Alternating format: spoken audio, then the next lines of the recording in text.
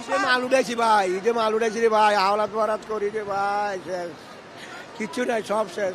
আমাদের ঈদের একটা আশা ভরসা, আমাদের 6টা।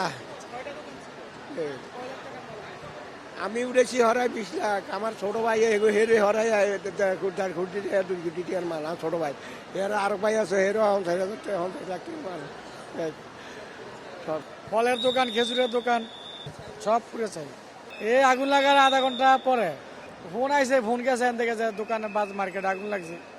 আইসি দৌড়ে দিই, আগুন জ্বলতেছে। সব সব কোনো কিছু কিচ্ছু নাই, আমি ভিতরে ঢুকছি, ভিতরে কিচ্ছু নাই, কিচ্ছু নাই। হালকা হালকা আগুন লাগতেছে। দোকান সব শেষ হয়ে যেতে, কোনো মাল নাই, কোনো মাল নাই দোকানে। 12 লাখ টাকার মাল শেষ 2 দোকানে। হ্যাঁ, ওটা 9 লাখ আর এটা 3 লাখ, এই 12 লাখ সব শেষ। কালকে ঢুকেছিলাম 6 লাখ টাকার মাল। ঈদের বাজার ক্যাশ টাকা ছিল, কে 10-15 লাখ টাকার মতো আছে ক্যাশ।